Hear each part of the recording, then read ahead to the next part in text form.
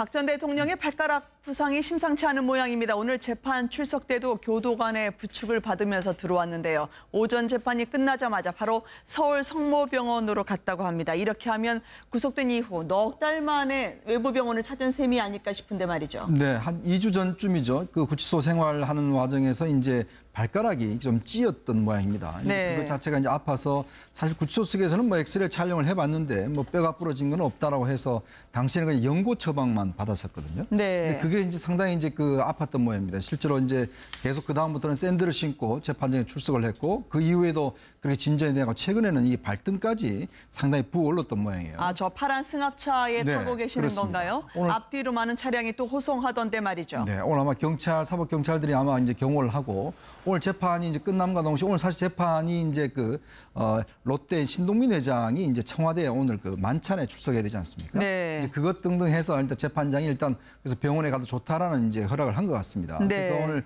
그 서울 서초동 법원의 근처에 있는 서울 성모병원에 가서 전문의의 지금 MRI 촬영이라든지 구체적인 진단을 지금 받고 있는 상황 같습니다. 네. 단지 박 전 대통령뿐만이 아니라 수용자들의 경우에 의료 문제가 생기면 굉장히 고통을 많이 겪거든요. 아, 그러시군요. 그래서 가능하면 이제 군내에서 치료가 안 되는 경우 이제 외부 병원에 이제 가도록 하는데 이게 좀 인권 보호 차원에서 좀 더 확장이 돼야 됩니다. 아주 네. 예전에는 사람은 절대로 구치소나 기소나 죽으면 안 된다.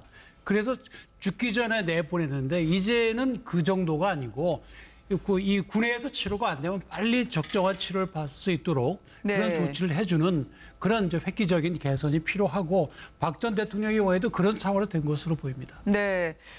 조금 전에 흰 천으로 가리고 빈 침대를 승강기로 이동시키는 듯한 모습을 볼 수 있었는데요. 당초 철통 보안인 줄 알았더니 또 박 전 대통령은 다른 통로로 빠져나갔다고 하는데 이 정도는 해드려야 되는 건가요? 아니면은 조금은 과하게 해드리는 건가요? 전직 대통령에 대한 예우 차원에서 아마 저렇게 하는 것 같습니다. 박근혜 전 대통령이 사실 영의 몸이 아니라고 한다면 아무리 파면당했다고 하더라도 그 경찰의 경호는 받도록 돼 있지 않습니까? 그렇기 네. 때문에 일단 그 법원 청사를 빠져나오고 난 뒤에는 아마 경찰의 그 경호를 받을 수밖에 없는 네. 경찰뿐만 아니라 지금은 구치소의 교정당국의 보호를 받습니다만 아무래도 전직 대통령이기 때문에 여러 가지 또 이런 또 이 통원 과정에서 여러 가지 또 불상사가 생긴다고 한다면 그에 따른 여러 가지 정치적인 후폭풍도 만만찮기 때문에 네. 아마 경찰을 비롯한 관계당국에서 꽤 신경을 쓴 것 같습니다. 그러나 일반인들의 그 눈에는 저것이 좀 지나친 또 과잉보호 아니냐 그런 시각도 있는 것도 사실인 것 같습니다. 그래서 네. 피의자의 인권보호 차원에서는 가려주는 게 맞습니다. 단순히 박 전 대통령뿐만이 아니고 네. 다른 사람들의 경우에도 그것이 이제 특정 강력범죄 처벌에 관한 법에 따라 가지고 공개되는 네. 그런 사람이 아니라고 한다면 가능하면은 이렇게 공개되는 건 인권보호 차원에서는 별로 안 좋습니다. 네.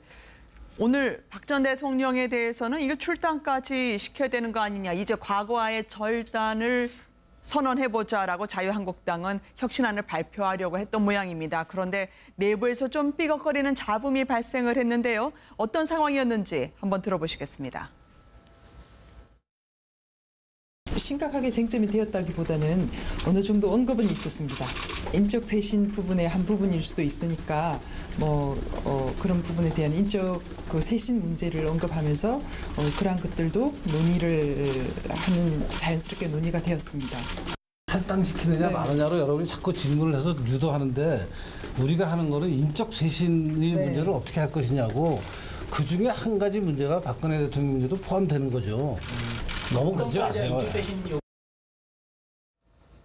이제는 박 전 대통령 오늘 병원에서 치료를 받는 몸이 편치 않은 전직 대통령을 봤습니다만 이분과 단절을 해야 새로운 정당 구축해야 되는 게 아니냐라는 논란이 아마 저 혁신위 안에서 좀 있었던 모양입니다. 자유한국당은 이 인적 쇄신이 일단 전제가 되어야 될 것 같아요. 네. 자유한국당이 혁신위원회도 구성하고 지금 이제 방금 나온 유석춘 위원장을 영입했는데도 불구하고 제1야당으로서 지금 현재 지지율이 2위이긴 합니다만 네. 여전히 국민들로부터 어떤 신뢰를 회복하지 못했다고 생각을 합니다. 그 가장 핵심은 역시 인적 쇄신이 잘 안 된다는 것이고 인적 쇄신의 네. 역시 중간 핵심에는 박근혜 전 대통령을 배제할 수 없을 것 같아요. 네. 지금 자유한국당은 최근에 여러 가지 증세 논란, 감세 논란도 있잖아요. 그 담배세 관련된 것도 있고 그렇죠. 한데 기본적으로 자유한국당이 지금 정확하게 성찰해야 될 것은 시대 정신이 무엇인지 그리고 현재 국민들이 바라는 것이 무엇인지에 대한 정확한 인식이 있어야 될 것 같아요. 네. 그리고 난 다음에 박근혜 전 대통령 등 친박 핵심에 대한 국민들이 납득할 수 있는 정도의 어떤 그 조치가 전제되지 않으면은 아무리 혁신위원회가 무슨 안을 내놓고 쇄신한다고 하더라도 국민들이 여전히 자유한국당에 대해서 제1야당으로서의 신뢰를 갖기 어렵다라는 말씀을 드립니다. 네. 자유한국당 인적 쇄신이 어려운 문제 중에 하나가 뭔가 하면 네. 친박 핵심들에 의한 국정농단도 있었지만 또 한 가지는 지난번 총선 때 공천을 받은 분들이 사실은 대부분 박 전 대통령이나 친박 핵심들로부터 공천을 받은 거나 마찬가지거든요. 네. 그게 지금 이제 국회의원은 됐는데 이제 자기들을 밀어준 그런 소위 친박의 지난번 국정농단 책임있는 사람들을 물러나라고 해야 될 입장인데 그게 쉽지가 않은 거죠. 네. 그러나 그렇다 하더라도 거기에서 벗어나지를 않으면 인적 쇄신이 되지 않으면 자유한국당은 앞날이 밝다고 볼 수가 없는 것이 지금 자유한국당이 가지고 있는 고민입니다. 획기적인 개선이 필요하고 박 전 대통령의 경우에도 그런 차원으로 된 것으로 보입니다. 네. 조금 전에 흰 천으로 가리고 빈 침대를 승강기로 이동시키는 듯한 모습을 볼 수 있었는데요. 당초 철통 보안인 줄 알았더니 또 박 전 대통령은 다른 통로로 빠져나갔다고 하는데 이 정도는 해드려야 되는 건가요? 아니면은 조금은 과하게 해드리는 건가요? 뭐 전직 대통령에 대한 뭐 예우 차원에서 아마 저렇게 하는 것 같습니다. 뭐 박근혜 전 대통령이 사실 영의 몸이 아니라고 한다면 아무리 파면당했다고 하더라도 그 경찰의 경호는 받도록 돼 있지 않습니까? 그렇기 네. 때문에 일단 그 법원 청사를 빠져나오고 난 뒤에는 아마 경찰의 그 경호를 받을 수밖에 없는 네. 경찰뿐만 아니라 지금은 뭐 구치소 교정 당국의 보호를 받습니다만 아무래도 전직 대통령이기 때문에 여러 가지 또 이런 또 이 통원 과정에서 여러 가지 또 불상사가 뭐 생긴다고 한다면 거기에 따른 여러 가지 정치적 후폭풍도 만만찮기 때문에 네. 아마 경찰을 비롯한 관계 당국에서 꽤 신경을 쓴 것 같습니다. 그러나 일반인들의 그 눈에는 저것이 좀 지나친 또 과잉 보호 아니냐 그런 시각도 있는 것도 사실인 것 같습니다. 그래서 네. 피의자의 인권보호 차원에서는 가려주는 게 맞습니다. 단순히 박 전 그렇군요. 대통령뿐만이 아니고 네. 다른 사람들의 경우에도 그것이 이제 특정 강력범죄 처벌에 관한 법에 따라 가지고 공개되는 네. 그런 사람이 아니라고 한다면 가능하면은 이렇게 공개되는 건 뭐 인권보호 차원에서는 별로 안 좋습니다. 네. 오늘 박 전 대통령에 대해서는 이걸 출당까지 시켜야 되는 거 아니냐. 이제 과거와의 절단을 선언해보자라고 자유한국당은 혁신안을 발표하려고 했던 모양입니다. 그런데 내부에서 좀 삐걱거리는 잡음이 발생을 했는데요. 어떤 상황이었는지 한번 들어보시겠습니다.